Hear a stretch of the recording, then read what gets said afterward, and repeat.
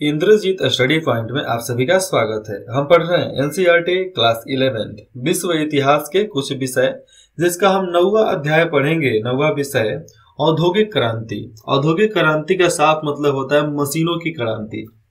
Machine कब बने, कब उद्घाटन हुआ, कब नया नया सब सिस्टम यहाँ पर उपलब्ध हुए, उसके बारे में। तो चलिए समय की बर्बादी न करते हुए इस अध्याय की हम शुरुआत यहाँ पर कर देते हैं।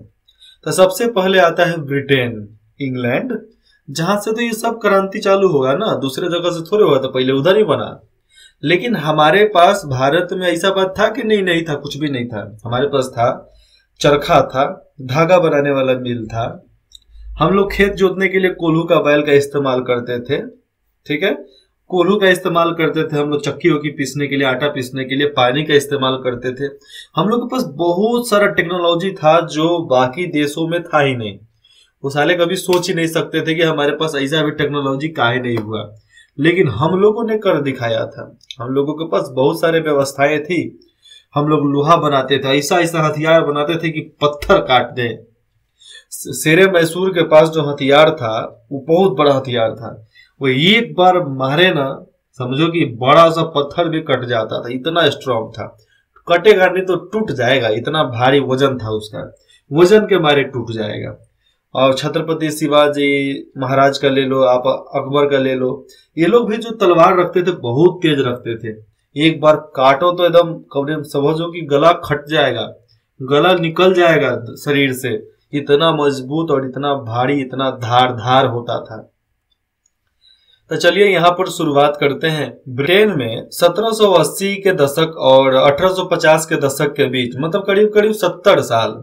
तो 70 साल के बीच में, इन 70 साल में जो भी हुआ, इनके बीच में उद्योग और अर्थव्यवस्था का जो रूपांतरण हुआ, बदलाव हुआ, उसे प्रथम औद्योगिक क्रांति के नाम से पुकारा जाता है, चाहे लोग जानते भी हैं। और इस क्रांति के ब्रिटेन में दूरगामी प्रभाव भी हुए थे। भैया कुछ ना कुछ नया करोगे तो कुछ खराब भी करोगे, ये गारंटी है कि होगा तो होगा। बाद में यूरोप के देशों और संयुक्त राष्ट्र अमेरिका में ऐसे ही परिवर्तन हुए और उन परिवर्तनों का उन देशों तथा शेष विश्व के समाज और अर्थव्यवस्था पर भी काफी प्रभाव पड़ा था। अब मेरे पास परिवर्तन हो रहा है तो मेरे दोस्त के भी घर में होगा, उसके घर में हो रहा है तो उसके साथ जितना भी दोस्त होगा सो उसके घर में भी परिवर्तन होगा। हम आतंकवादी बनेंगे तो हमारे साथ मेरे दोस्त भी आतंकवादी बनेंगे, उनके साथ जितने लड़के पंटर जुड़ेंगे वो भी आतंकवादी बनेंगे, है कि नहीं? ऐसे लेके चलते हैं।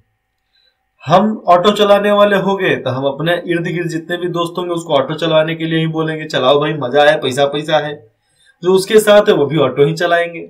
चाहे कोई एक दूगा निकल गया तो निकल गया, उनकी बात अलग हो जाती है। तो यहाँ पर बात अलग यहाँ पर इसलिए है क्योंकि एक देश अच्छा किया, बाकी देशों ने कहा कि चल भैया ठीक है, मेरे को भी दे दे, मैं आपके पैसा दे देगा, सोना चांदी जो बोलोगे दे दूंगे, तो मेरे पास लाओ लाओ लाओ। तो सबके पास मिल गया तो कुछ राज्य को फायदा भी हुआ, तो इसका परिणाम भी अच्छा खासा भुगतना पड़ा। अर्थव्यवस्था तो काफी प्रभाव पड़ा ही, बहुत ज्यादा उछला, उनका सब चीज अच्छा होने लगा, जल्दी जल्दी सब चीज बनने लगा था।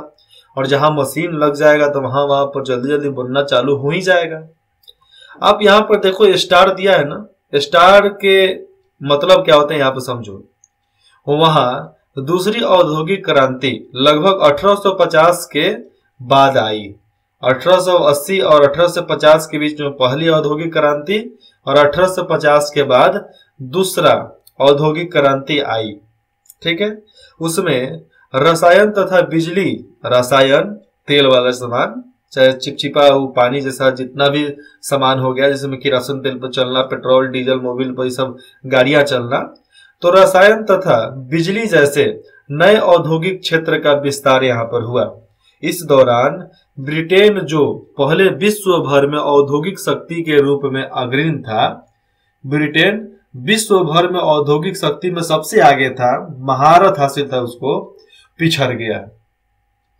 और जर्मनी तथा संयुक्त राष्ट्र अमेरिका उससे आगे निकल गए। जर्मनी और अमेरिका उससे आगे निकल गया।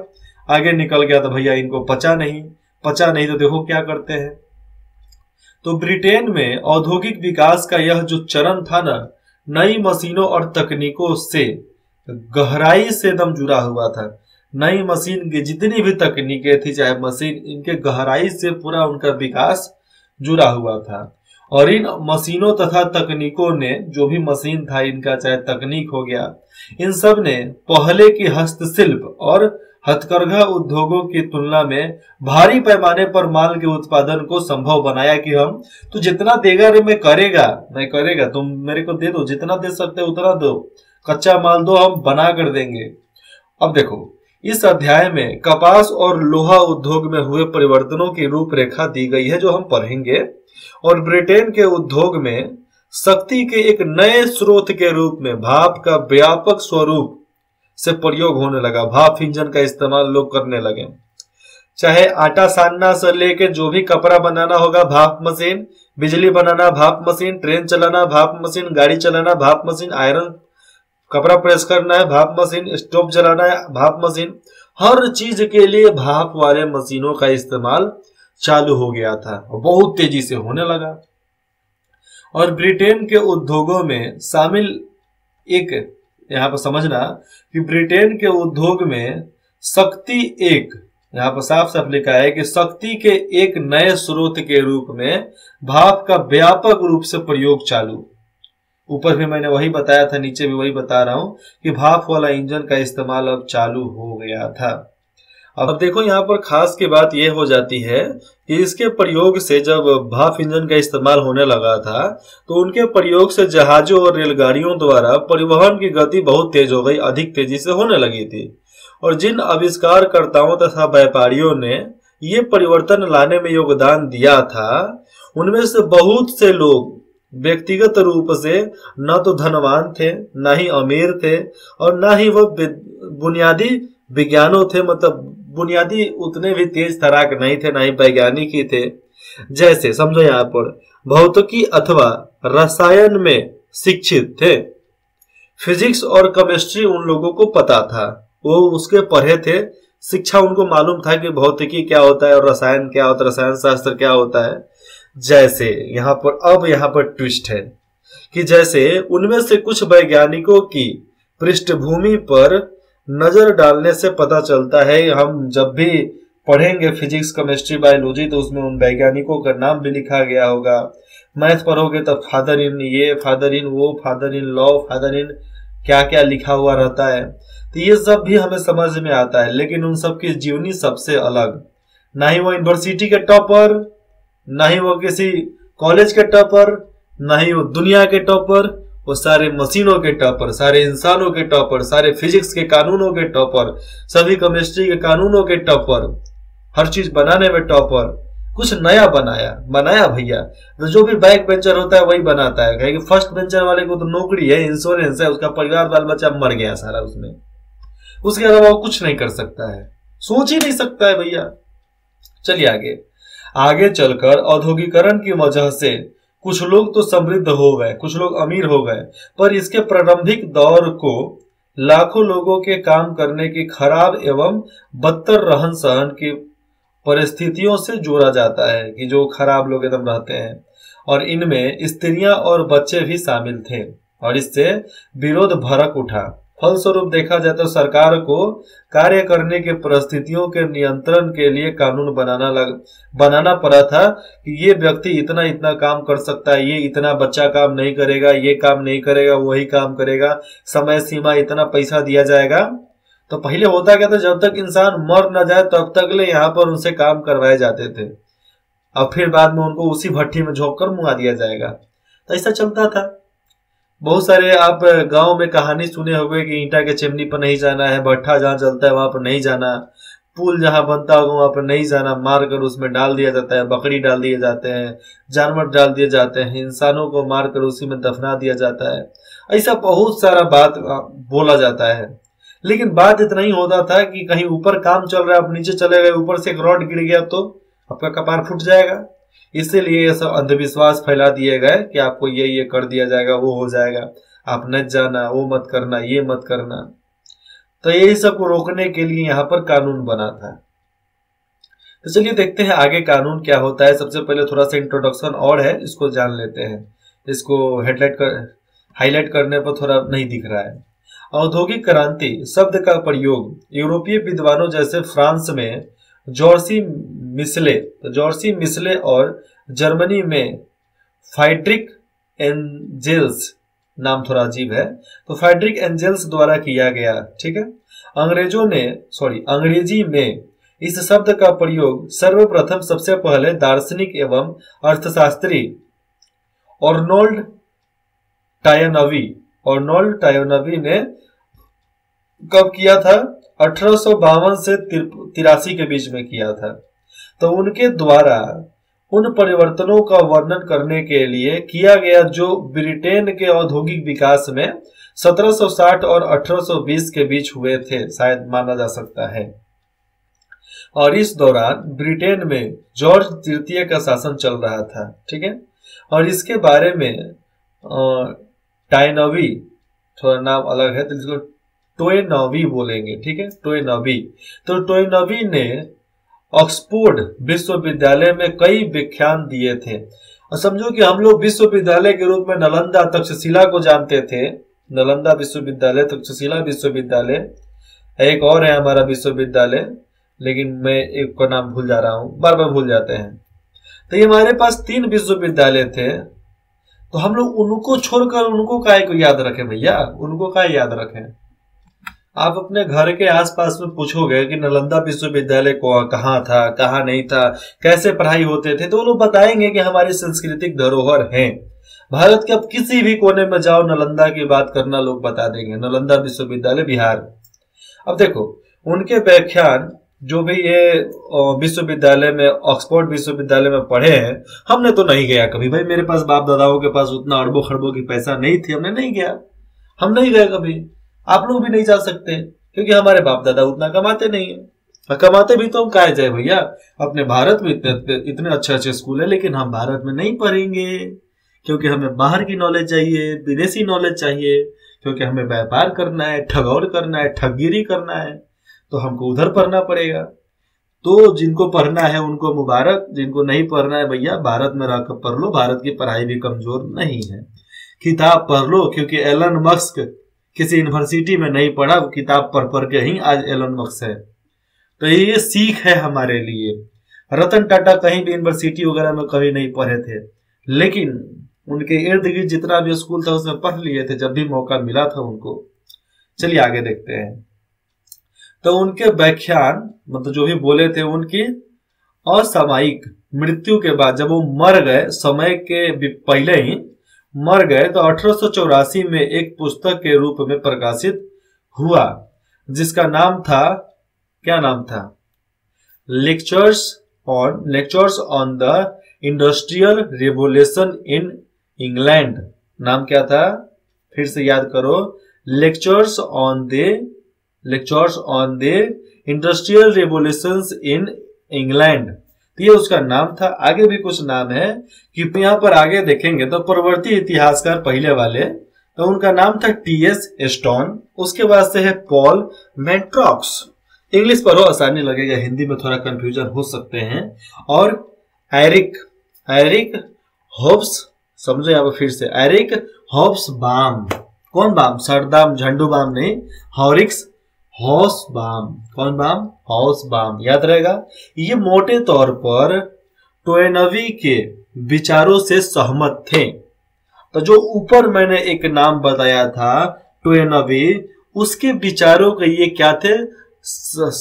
इनका समर्थन करते थे, विचारों से सहमत थे हमेशा। और 1780 के दशक से 1820 के दौरान कपास और लौह उद्योग, कपास कपड़ा वाला और लोहा उद्योग, कोयला खनन, सड़कों और नहरों के निर्माण और विदेशी व्यापार में उल्लेखनीय अर्थव्यवस्था, आर्थिक प्रगति हुई थी।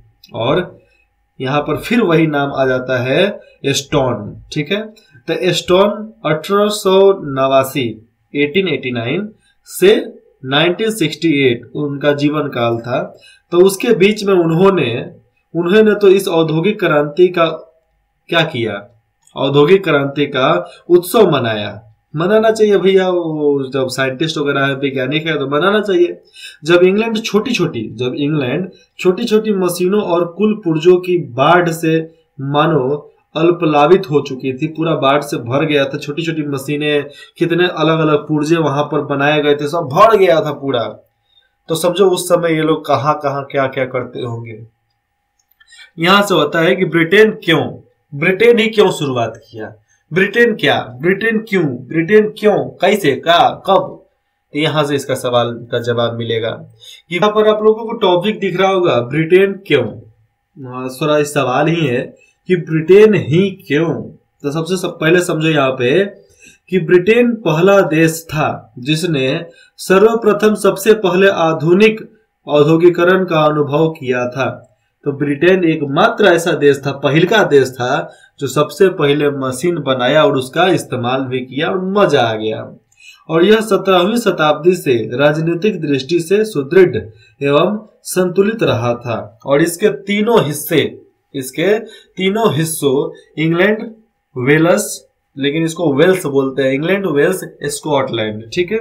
इन तीनों हिस्सों पर एक ही राजतंत्र यानी साम्राज्य का एक छत्र शासन था, दूसरा शासन नहीं था, एक ही का शासन था। और इसका अर्थ यह हुआ था कि संपूर्ण राज्य में एक ही कानून व्यवस्था, एक ही सिक्का मुद्रित प्रणाली और एक ही व्यापार व्यवस्था थी। इसीलिए इन लोगों को बहुत आसानी हुआ। इस बाजार को हम देखेंगे ध्यान से, तो जितने भी तीनों बाजार थे तो उसमें स्थानीय प्राधिकरणों का कोई हस्तक्षेप नहीं था।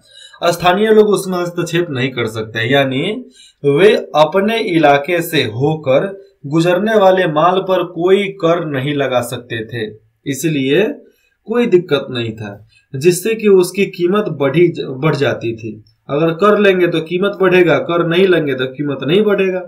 17वीं सदी के अंत तक आते आते मुद्रा का प्रयोग विनिमय मतलब व्यापार यानी आदान प्रदान के माध्यम के रूप में भी व्यापक रूप से होने लगा था।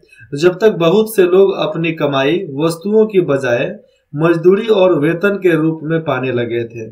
पहले उन लोगों की कमाई समान में होता था, लेकिन अब मजदूरी के रूप में होने लगा था, चाहे आपको वेतन के रूप में मिलने लगा था। और इससे लोगों को अपनी आमदनी से खर्च करने के लिए जो भी लोग हो जाता था, तो इससे लोगों को अपनी आमदनी खर्च करने के लिए अधिक विकल्प प्राप्त हो गए और वस्तुओं की बिक्री के लिए बाजार का विस्तार हो गया था। वस्तुओं की बिक्री हुआ तो बाजार का विस्तार होने लगा था।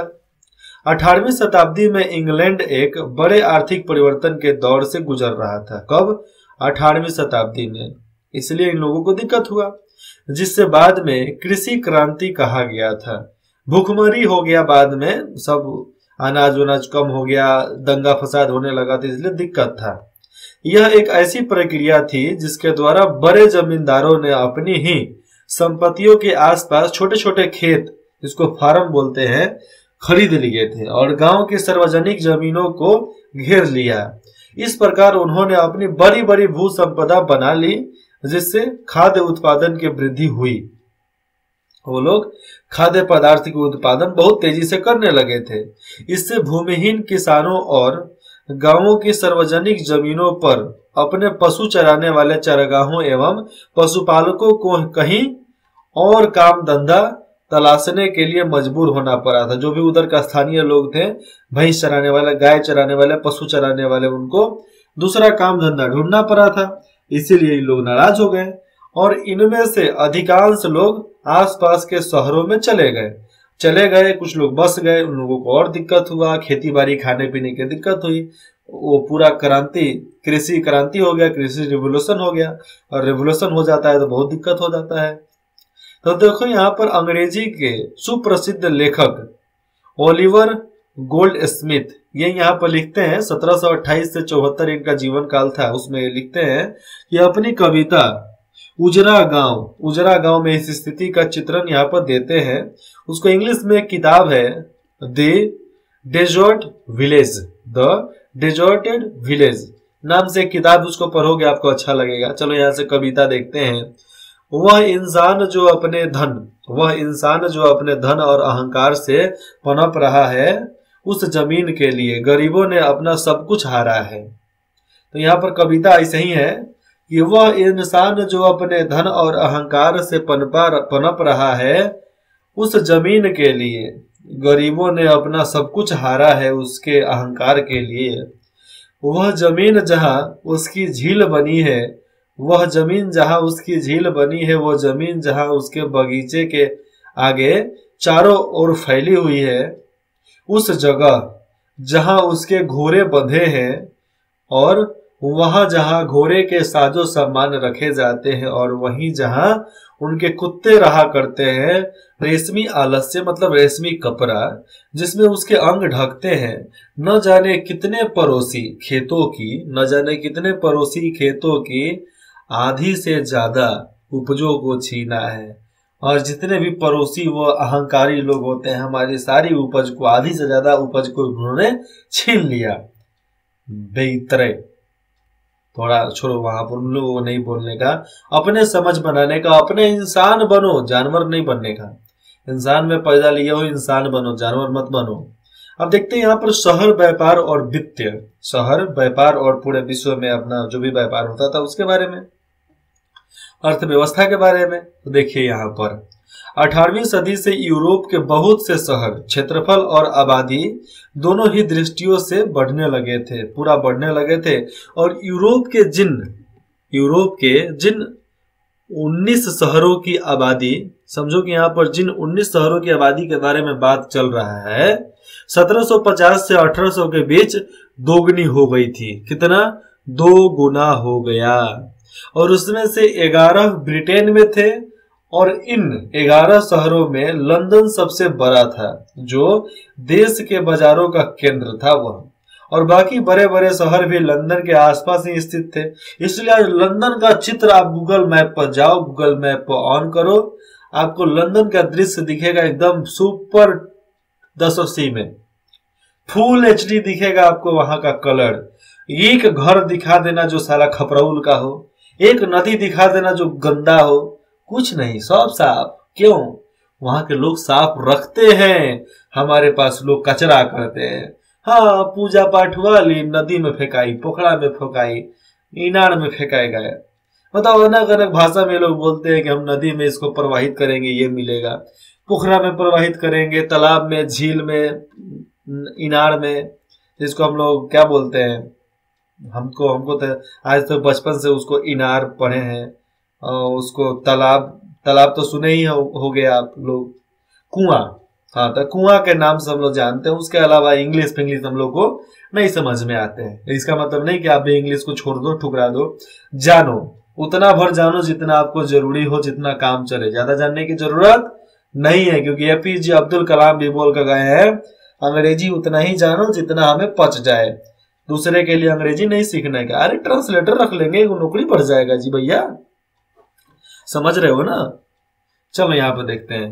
तो लंदन ने संपूर्ण विश्व में भी एक महत्वपूर्ण स्थान प्राप्त कर लिया था 18वीं सदी तक आते आते। तो 18वीं सदी तक आते आते भूमंडलीय व्यापार का केंद्र इटली तथा फ्रांस के भूमध्य सागरीय पतने, जिसको बंदरगाह के नाम से बोलते हैं, तो बंदरगाह से हटकर हॉलैंड और ब्रिटेन के अटलांटिक पतनों पर, मतलब अटलांटिक और हॉलैंड के बंदरगाह पर आ गया था।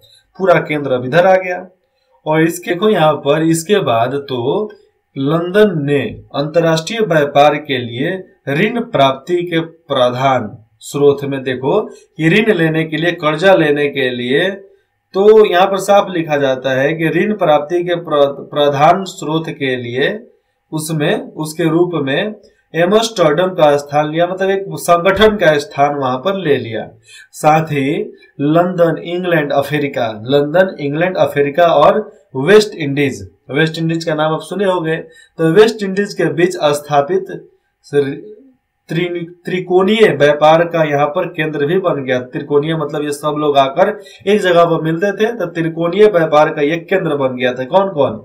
लंदन, इंग्लैंड, अफ्रीका और वेस्ट इंडीज। आगे लिखा जाता है कि अमेरिका और एशिया में व्यापार करने वाली कंपनियों के कार्यालय, चाहे जो भी अमेरिका और एशिया में व्यापार करती होगी, इन सभी कंपनियों के कार्यालय भी लंदन में थे। और इंग्लैंड में विभिन्न बाजारों के बीच माल की आवाजाही प्रमुख रूप से नदी मार्ग से और समुद्री तट की सुरक्षित खाड़ियों में पानी के जहाजों से होती थी। पूरा पानी के जहाज में इनको ले जाते थे, ले आते थे। कोई भी सामान पानी के जहाज से जाएगा और आएगा, यही सब चलता था जी। और ये सब चलना भी चाहिए, काहे नहीं चलेगा, चलना चाहिए। तो ये सब ऐसे ही चलता रहा चलता रहा चलता रहा। बाद में यहाँ पर हुआ कि रेल मार्ग का प्रसार होने लगा, रेलगाड़ी आ गया और जल मार्ग द्वारा परिवहन स्थल मार्गों की तुलना में सस्ता पड़ता था।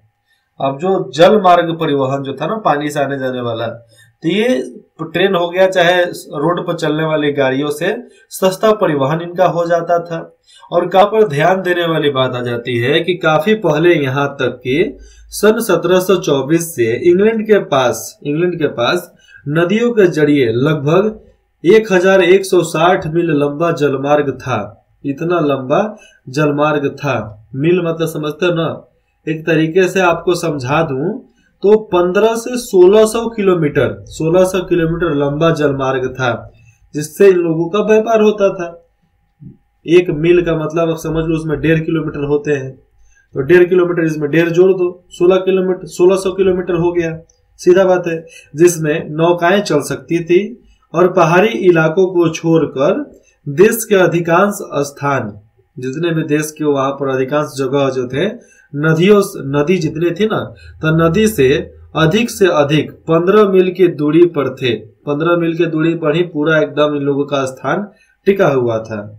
चूंकि इंग्लैंड की नदियों के सभी नौका चालन, जितने भी नौका चालनीय थे इंग्लैंड में, जो भी नदी में नाव चलाते थे, तो यहाँ पर साफ लिखा गया है कि चूंकि इंग्लैंड के नदियों के सभी नौचालनीय भाग समुद्र से जुड़े हुए, तो जितने भी नदी जाते हैं वो सब समुद्र से जुड़ा हुआ था। और जुड़े हुए थे इसलिए नदी पोतों के जरिए, नदी के पोत जो नदी का बंदरगाह होता था, तो नदी बंदरगाह के जरिए ढोया जाने वाला माल समुद्र तटीय जहाजों तक, जिन्हें तट तोप मतलब तटीय इलाका, समुद्र के तटीय इलाके वाला बंदरगाह, जिसको कोस्टर बोलते हैं, ठीक है, तो कोस्टर कहा जाता था, वहां तक आसानी से चला जाता था, आसानी से ले जाया जाता और सौंपा जा सकता था। सन 1800 तक इन कोस्टर तटपोतों पर काम करने वाले नाविकों की संख्या करीब 1 लाख तक पहुंच गई थी 1800 तक। आज 2024 है, तो समझो कि आज कहां से कहां होगी। तो देश की वित्तीय प्रणाली, देश का अर्थव्यवस्था, तो देश के वित्तीय प्रणाली का केंद्र बैंक फॉर इंग्लैंड, उस समय बैंक चालू हुआ जो 1694 में स्थापित हुआ था। समझो कितना पुराना बैंक था। और 1784 तक इंग्लैंड में कुल मिलाकर 100 से अधिक प्रांतीय बैंक थे। और अगले 10 वर्ष में, अगले करीब 10 सालों में इनकी संख्या बढ़कर 3 गुना हो गई।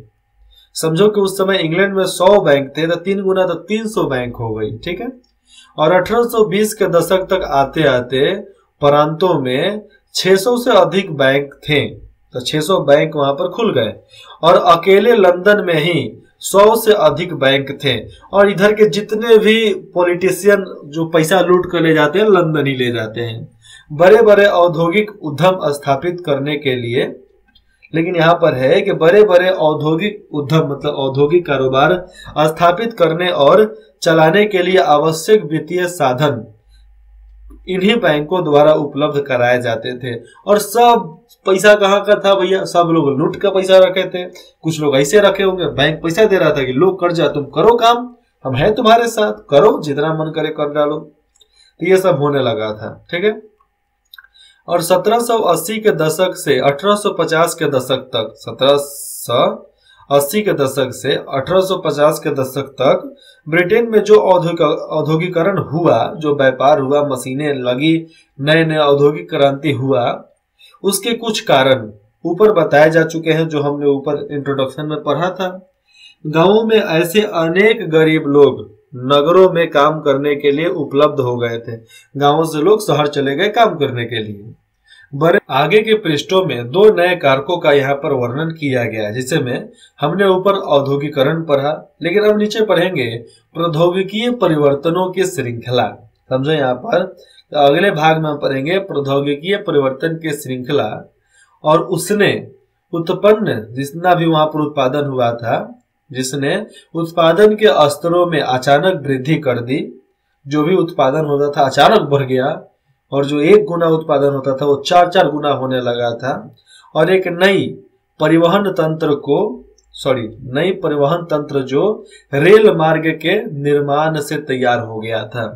इन दोनों विकास कर्मों के मामले में यदि बीच के समय को सावधानी पूर्वक देखा जाए तो, क्यों सावधानी पूर्वक देखा जाए तो यही पता चलेगा कि इन विकास कर्मों और उनके व्यापक इस्तेमाल के बीच कुछ दशकों का अंतराल रहा है। समझ में अभी आता है, कुछ दशक तो बीच में होते ही होंगे। अब देखो यहाँ पर हम कुछ भी बनाएंगे तो एक समय लगता था बनाने में, तो बनाने समय लग गया। इसीलिए कोई यह न समझे कि, कोई भी बात ये मत समझना कि प्रौद्योगिकी के क्षेत्र में, जब व्यापारिक क्षेत्र जब आता है, फैक्ट्री वाला क्षेत्र जब आ जाता है, तो प्रौद्योगिकी के क्षेत्र में कोई नया आविष्कार होते ही उद्योग में तत्काल उसका प्रयोग शुरू हो जाता है। जैसे मैं समझो, महिंद्रा स्कॉर्पियो तुरंत आया, लॉन्च हो गया। महिंद्रा थार तुरंत आया, लॉन्च हो गया। फॉर्च्यूनर टोयोटा का तुरंत आता है, लॉन्च हो जाता है। महिंद्रा SQV 300, SQV 500, SQV 700 तुरंत आया, बिक गया। टाटा का हैरियर, सफारी सब बिक रहा है, मारुति सब बिक रहा है कि नहीं? तो नया आएगा, लोग खरीदेगा। नेक्सॉन आया, लोग खरीदा कि नहीं खरीदा? वैसे ही नया सामान आएगा, खरीदेगा। अभी टेस्ला का बैटरी वाला कार आ जाए ना, देखो ना कितना लोग खरीद लेता है, और एकदम टीटो तुरंत खरीद डालेगा। तो ये होते हैं बदलाव। तो ऐसे लोग को तो चाहिए भाई, तुम नया लाभ मैं लूंगा, तुम नया बन, मैं तुमको स्वागत करेगा। गाली दूंगा नहीं तो तुमको अविष्कार आशीर्वाद दूंगा। कोई भी नया आदमी कुछ खड़ा होता है, लोग क्या देते हैं? गाली देंगे नहीं तो उसको आशीर्वाद देकर आगे बढ़ा देंगे। तो बस वही चीज है। तो कोई भी नया आविष्कार होता था, तुरंत तत्काल प्रयोग उसका शुरू। 18वीं सदी में कुल मिलाकर जो 2600 आविष्कार हुए, उनमें से आधे से अधिक आविष्कार 1782 से 1800 तक के अवधि में हो चुके थे। समझो कि करीब करीब 18 साल में ही 26,000 आविष्कार हुए थे। कितना? 18 साल में ही, यहाँ पर 18 साल की बात दे रहा है, देखो ध्यान से देख लेना। तो 18 साल में ही करीबन 26,000 आविष्कार हो चुके थे नए। और इन आविष्कारों के कारण अनेक परिवर्तन हुए थे। हम इन परिवर्तनों में से केवल 4 बड़े परिवर्तनों अर्थात लौह उद्योग का रूपांतरण पढ़ेंगे, कपास की कटाई पढ़ेंगे, कटाई बुनाई एक में आ जाएगा शायद, नहीं, हाँ एक में ही है, भाप की शक्ति का विकास और रेल मार्ग की शुरुआत पर चर्चा। बस यही हम करने वाले हैं, कुछ ज्यादा नहीं पढ़ेंगे। उद्योगों की शुरुआत पढ़ेंगे, ठीक है, जिसमें से लोहा का सब सामान बनाना और कपड़ा बनाना 2 हुआ, भाप के शक्ति का इस्तेमाल से मशीन चलाना 3, और रेलगाड़ी का इस्तेमाल हो जाना 4। ये चारों के बारे में हम यहाँ पर पूरे अध्याय में पढ़ने वाले हैं। तो दिल थाम कर बैठो, हम पूरा यहाँ पर पॉल्यूशन कर देंगे, पॉल्यूशन के बारे में बता के, क्योंकि इतना कंपनी चलेगा तो पॉल्यूशन तो होगा ना भैया। यहाँ तक कि पानी पीने लायक नहीं हो जाता था, पानी काला, लोग काले, सब चीज काला, इतना ज्यादा पॉल्यूशन था। अभी आगे पढ़ो भैया, पूरा चीज देखने को मिलेगा, सारा इतिहास इसी में है। आपको कुछ भी डाउट हो बेझिझक हमें कमेंट कर सकते हैं। आई एम ऑलवेज हैप्पी कि आप कमेंट करेंगे। इंद्रजीत स्टडी पॉइंट में जुड़ने के लिए आप सभी का बहुत बहुत धन्यवाद।